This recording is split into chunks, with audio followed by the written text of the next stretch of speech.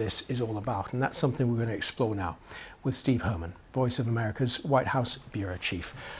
Steve, we have heard from people who have remembered Ruth Bader Ginsburg's life, so I'd like with you to talk about the politics of this. A vacancy on the Supreme Court with 46 days to go in the presidential election.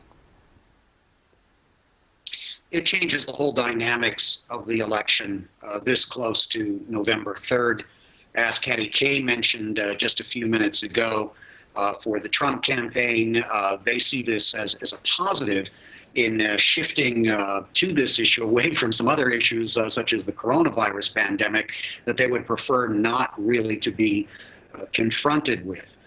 Now, the Senate Majority Leader, Mitch McConnell, has indicated that the president's nominee, who we would expect to see a short list in the next few days and maybe a single nominee very quickly, should be voted on. But he did not indicate the timing.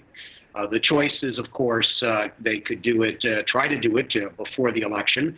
But as been pointed out, there may be some Republican senators who are vulnerable in this election who don't want to commit to that, or they can wait until a lame duck session after the election, when even if Trump loses, presumably the Senate, still in control of the Republicans, could try to push forward with a nominee. I think the second case is what is more likely, but President Trump has been very unconventional, and he could put tremendous pressure on the Senate Majority Leader to go ahead and push through a vote before the election. So at this hour, so closely after the death of Justice Ginsburg, anything is still possible.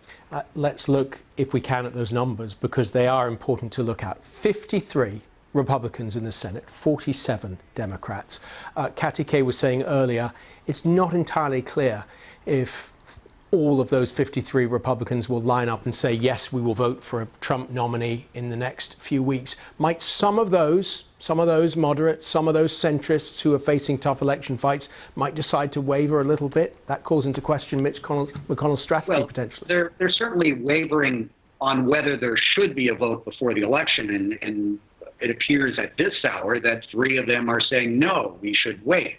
But if a vote does go forward, would they vote against their own party and the president's nominee? They have to weigh that politically. Now, Dianne Feinstein, the senator from California, who's the ranking member, the top Democrat on the Judiciary Committee, is saying absolutely there should not be a vote on this before we have the new president inaugurated early next year.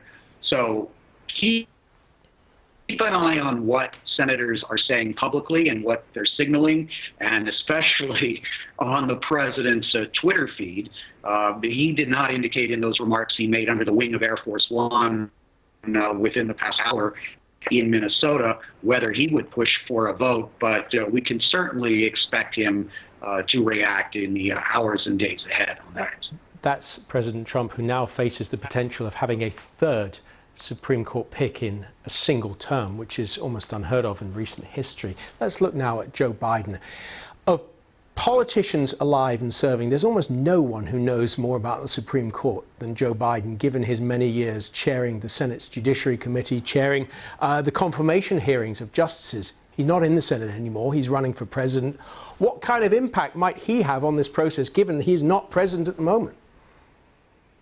Well, he's made it very clear within the past hour that the people should pick the president, and the president should pick the justice, the nominee, and then the Senate votes on it.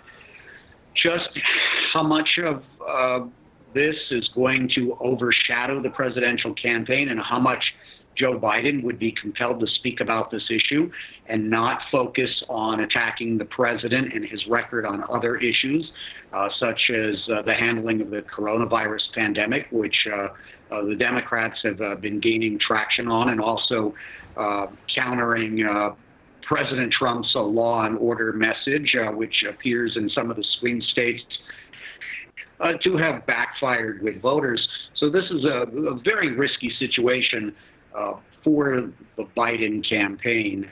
But in these first few hours, of course, everyone wants to be respectful, to allow a period of mourning. And even from the White House press secretary, in the last few minutes, we've had a tweet where she showed the flag at half-staff at the White House for the passing of Justice Ginsburg, and noted that RBG, as she's known, was a real trailblazer for women.